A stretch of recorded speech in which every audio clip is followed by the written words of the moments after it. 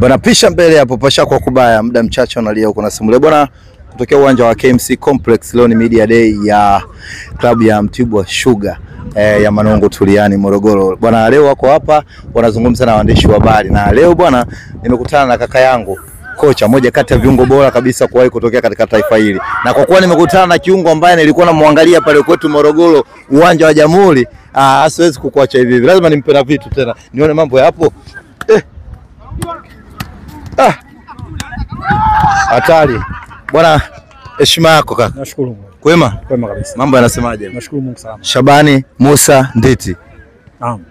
Uko poa? Niko salama. Nimefurahi bwana kukuona kwa sababu mmoja kati ya viungo ambao nilikuwa nawakubali. Wamecheza Mtibwa Sugar kwa muda mrefu, wamecheza timu ya taifa na nimewakotea sana mpira Jamhuri. Ni wewe. Kwa nimefurahi kukutana wote tukiwa kazini. Sasa. Bwana niambie kwanza tuanzie sasa hivi umeweza kuwa kocha baada ya kucheza klabu ya Mtibwa Sugar kwa muda mrefu, lakini imekupa heshima ya kuwa kocha katika klabu ambayo umeitumikia. Tunasema katika nusu au karibia miaka yako yote karia yako ya uchezaji. Unajisikiaje kuweza kuwa mchezaji kwa kiwango cha juu ndani ya Mtibwa lakini kuwa kocha wa klabu hiyo? Jambo zuri kwa sababu nimekaa Mtibwa kwa muda mrefu, nimetumikia klabu hii kwa mafanikio kiasi chake.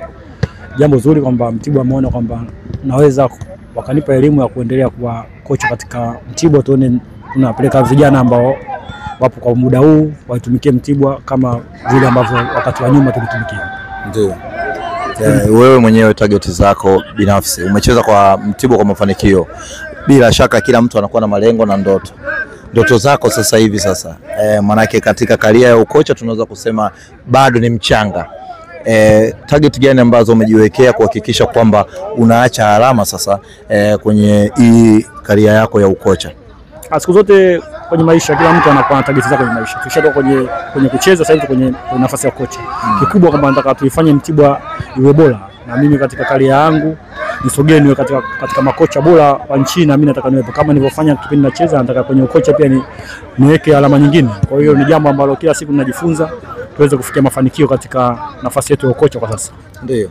Shabani Nditi bwana, zamani tulikuwa tunaona ni rahisi kuona mchezaji anacheza klabu kama ya Mtibwa akaja national team kwa consistency.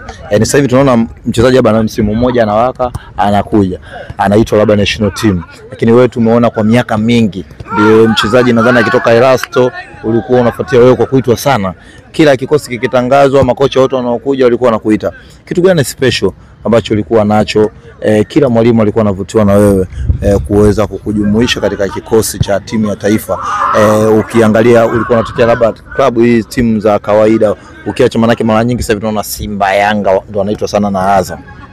Kikubwa kwanza majukumu, kutimiza wajibu siku zote ndio jambo la msingi. Kikubwa kwamba mchezaji lazima wakati wote wa michezo yako kwenye klabu utumike vizuri, pia ufanye vizuri. Kwa hiyo ukifanya vizuri, walimu ambao watakuangalia watajua kwamba huyu ana jambo ambalo anaweza kusaidia taifa. Kwa hiyo ndio maana muda mrefu tulikuwa tunapata nafasi hiyo, kwa sababu tulikuwa tunawajibika sana katika vilabu vyetu, na hiyo itogea chachu ya kuendelea. Kwa kadri unapoitwa timu ya taifa lazima unaongeza bidii ili mradi kwamba kila siku uwepo kwenye national team, na hilo jambo jema ambalo tulifanya kadri tunavyoweza, na ndio maana nyakati nyingi tumekuwa tukijumuisha timu ya taifa. Kikubwa kwa sasa naomba kwamba vijana ambao sasa hivi wako kwenye mpira waendelee wajitahidi kwa sana kupambana kuwa vizuri ili waifanye timu ya taifa iendelee kufanya vizuri hapo baadaye. Ndio. Nimezungumza na wachezaji wengi sana ambao wameshapita Mtibwa. Ukimuuliza bwana ni mchezaji gani ambaye wewe unamkubali, ni mchezaji gani ambaye unamheshimu sana, wengi wamekutaja wewe, na wakisema kwamba kwenye mafanikio yao, yani wakikutaja kwenye mafanikio yao, nimezungumza na Mbonde, nimezungumza na Dickson Job, nimezungumza na kila Kibwana, wanakutaja kama ni mtu ambaye ulikuwa unawapa ushauri, unaweka chini. Mpaka leo Kibwana anasema anakokuwa na mazingira labda magumu na mazingira kama hivyo unampigia simu, au ni mtu ambaye anakufuata kwa kukuomba ushauri. Unadhani ni kwa nini wachezaji wengi sana ambao wameshapita Mtibwa wanakuheshimu sana, wanakupa heshima hiyo? Sisi mimi kwa Mtibwa nilikuwa bado kijana mdogo. Kwa hiyo nilikutana na watu wakubwa ambao mimi walikuwa siku zote wananiambia kwamba utacheza, muda upo utacheza, kwa hiyo jitahidi kupambana. Kwa hiyo na mimi nilivyokuwa nimeshakuwa tayari, wale ambao walikuwa wanachipukia mara nyingi nilikuwa nawapa hali kwamba unaweza kuwa unapita kipindi kigumu, unaweza kupata nafasi, lakini kubwa kwamba unatakiwa lazima uwe vizuri. Ukishakuwa vizuri kila jambo litakuwa. Na hilo lilikuwa kwa sababu ni kwa kiongozi. Kwa hiyo mara nyingi nikiwa na washauri wanafanya kazi na mmoja baada ya mwingine, walikuwa baada ya mazungumzo yangu walikuwa wanafanikiwa katika ndoto zao.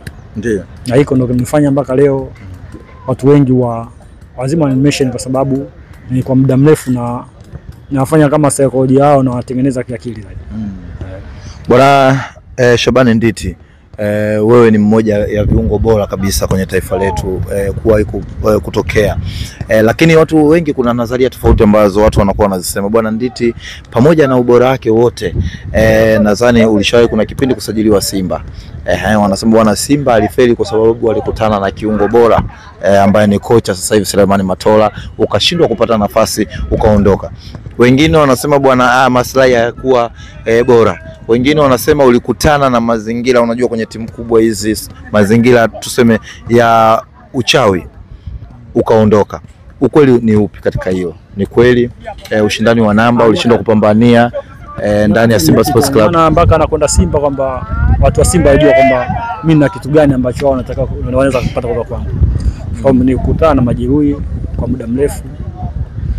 Nimekaa nikaona majeruhi hayapungui, mwisho wa siku niliondoka pia, wale pale viongozi wa Simba wengine wakaniondoa, kina Musli alinipeleka Oman, nikaa Oman kwa muda. Baadaye nikarudi, nilivyorudi tena kubaki Simba nikaona ngoja nikatafuta changamoto zingine, nikarudi Mtibwa, nimeishi maisha yangu mpaka leo. Ndio. Umesema ulikuwa umepata majeruhi ya muda mrefu, lakini ulipoenda Mtibwa ukawa unacheza kwa muda mrefu, hujaumia, ndio unaona ndio maana watu wanahusisha na labda na imani hizo potofu. Hizo imani tu watu wanazungumza, lakini kwenye maisha ya binadamu kwamba malazi yapo, unaweza kukutana nayo, kwa kukutana nayo lazima uombe Mungu, mengine ataendelea. Kwa hiyo mambo ya ushirikina ni mambo ambayo ya kunazalia tu watu wanafikiria, lakini kichwani kwangu ya mambo hayakuwepo, na ndio maana nikarudi kwenye mpira nikaendelea kucheza bila wasiwasi. Ndio. Mimi nataka unitajie viungo wako watatu na wakubali sasa hivi vijana, na kwa nini unawakubali? Kwa sababu hilo ndio eneo lako ambalo ulikuwa unahudumu, eneo la kiungo. Nataka unitajie viungo kwenye ligi kuu ambao unawakubali na kwa nini? Position midfield sasa hivi wachezaji wako wengi, kwa sababu ukiwataja mmoja mmoja kila nafasi. Watatu tu best mkocha. Hata darasani au mwisho wa msimu kuna wachezaji bora wale ambao wanapewa tuzo, au darasani kuna wachezaji ambao au mwanafunzi ambaye anafanya vizuri zaidi kuliko wenzake, sio kwamba wengine hawafanyi vizuri, lakini kwa nyakati hizi viungo watatu ambao wanafanya vizuri.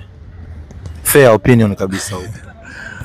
Sasa ukizungumzia midfield sana nazungumzia kwenye deep midfield au attacking midfield au midfield in general kwa ujumla. General.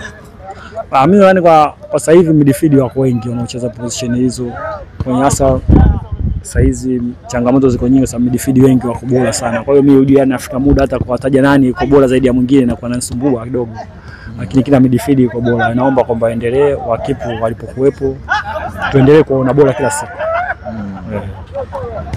Mshambuliaji ambaye unamkubali anakufurahisha katika klabu yangu, washambuliaji wako wengi. Au katika vilabu vyote?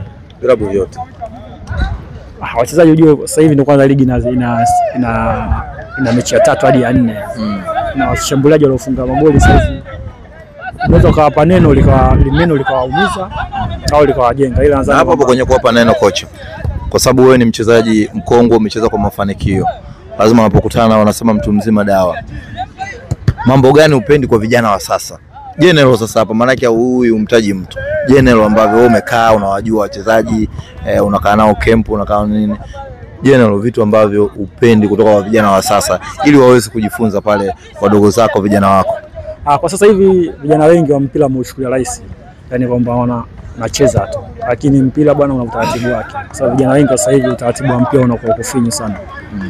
Kuna vitu ambavyo sasa hivi kila mchezaji mpira anataka kila baada ya mechi lazima aruke usiku, atembee usiku. Hivyo vitu ujue kwenye pia performance yako haitovu. Unajipa muda kwa kuspendi. Akiso kila baada ya mechi unaenda kuspendi, hiyo inakuwa jambo ngumu. Kwa hiyo na hilo sasa hivi naona vijana sasa hivi wengi kwenye mipango hiyo ndio kwa sana kila weekend kimeza mechi lazima uruke. Hilo jambo pia inafanya kwamba ndio maana hawadumu kwa muda mrefu kwenye viwango bora, kwa sababu unakesha kila weekend na kwa mtihani, na kwa kidogo unajipa wiki 3 na kesha wiki hizo kupumzika. Kwa hiyo mimi nafikiria kwamba kuna vitu wakipunguza kwa sababu mpira, kwa sababu unaonyeshwa dunia nzima inaona, ni rahisi wao kutoboa kwenda mbali zaidi ya hapa. Ligi yetu inaonyesha, na maana kupata nafasi kwenda nje ya Tanzania itakuwa rahisi sana. Kwa hiyo na maana nadhani waendelee kupambana, Mungu atawasimamia, watafanikiwa. Ndio. Kesho mnacheza na Young Africans.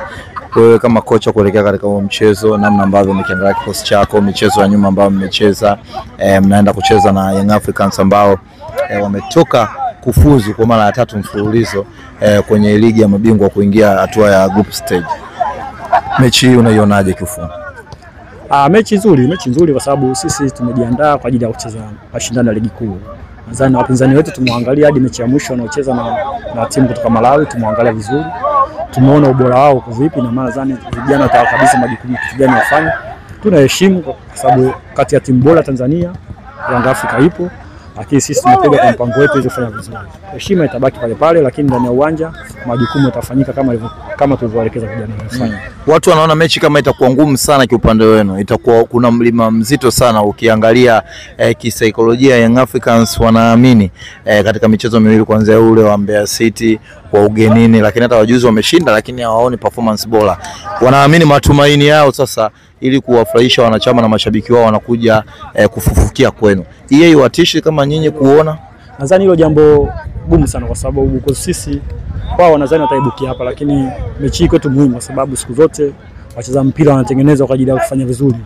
Unapoperform kwenye mechi kubwa ndio mechi ambayo inakutangaza. Kwa hiyo nadhani tunawaambia kila siku vijana kwamba time ndio hii. Ili uonekane mchezaji mkubwa lazima uonyeshe kwenye mechi kubwa. Na nadhani kesho itakuwa mechi kubwa.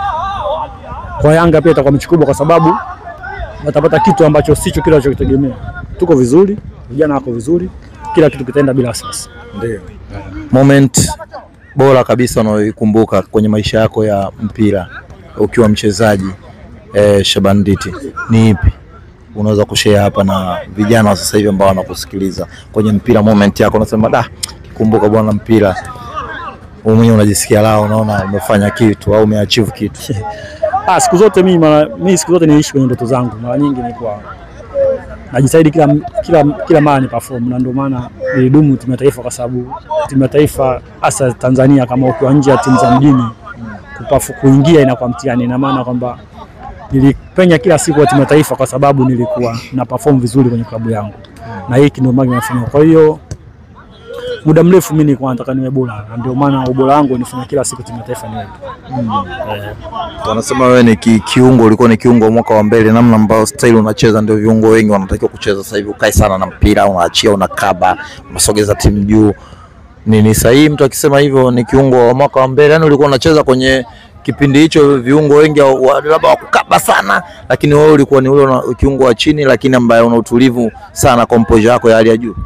Mimi nadhani nilitangulia kuangalia sana mipira ambayo, sababu nilivyokuwa Mtibwa kule, mara nyingi kampuni ilikuwa na DStv toka miaka hiyo 99 2000. Ina maana mimi nilikuwa napenda sana kuangalia wachezaji wa mbele. Ndio maana hata unapoona makocha wengi wa kigeni wakija hapa kwangu mimi inakuwa nyepesi, kwa sababu nilikuwa najifunza sana vitu vingi kutoka sana wachezaji wa kigeni. Ulikuwa na siri yako na kopi unaangalia kule, maana yake ikija ilikuwa ni kazi rahisi kwa makocha. Ilikuwa rahisi kwa sababu Watanzania midfield wengi tunafanana. Kwa hiyo mimi nilikuwa nataka kujitofautisha na midfield wengi wa Tanzania. Midfield wa Tanzania mpira mara 10 mwili mwao. Sasa ili niwe tofauti na wengineo, ili mimi nionekanike, ikabidi nicheze mpira ambao wanaotangulia wanacheza. Na maana nilikuwa naangalia wachezaji sana wa mbele ambao walikuwa wanacheza touch mbili midfield, touch mbili midfield. Na maana wanapokuja wageni kwao inakuwa sio jambo geni, kwa sababu wanajua hili ushakutana nalo. Kwa hiyo kwangu ilikuwa nyepesi, na ndio maana nilikuwa bora, kwa sababu huwezi kunifananisha na mwingine, kwa sababu wengine wengi wanapatikanika, ila kwenye uchezaji wangu mimi ulikuwa kupatikanika ngumu kwa kipekee. Ilikuwa ngumu kwa sababu ni kwa style yangu ilikuwa. Kwa maana hiyo siri ya mafanikio sasa hivi unatakiwa utofauti wa wenzako, kitu gani ambacho hawana wewe ukiongeza ili uweze kufika mbali? Mara nyingi sasa hivi naongea sana midfield wangu. Nawaambia kwanza midfield punguza miguso mingi mwilini mwako. Miguso waachie watu wa mbele. Ndio wanaweza kudrive, ma left wing, right wing, inside 10 hao wanaweza kudrive, lakini deep inside 8 kudrive na kwa ngumu. Touch mbili panapo takiwa kudrive ta drive, lakini kikubwa mimi nawafundisha kwamba wapunguze miguso mingi mwilini ili wawe tofauti na midfield wa Tanzania. Sisi midfield wa Tanzania tunapenda sana kuwa na mpira mwilini. Na hiyo nadhani ndio sio kwamba tunapenda, mashabiki wengi wa Tanzania wanapenda mtu ambaye anakaa na mpira muda mrefu mwilini. Lakini wanafurahi, lakini kwa sisi kwa wachezaji na cost hata kupata nafasi ya kwenda ng'ambo itachukua time sana mpaka watu wakuelewe kujibadilisha tena. Kuna majaribio kubadilishwa kwa ngumu, nataka mtu ambaye kashakuwa tayari anafanya jambo ambalo lile liko nalo wakati huo. Shukrani sana bwana kocha, na nimefurahi sana kukutana na Shabani Musa Nditi. Kila la heri. Nashukuru sana.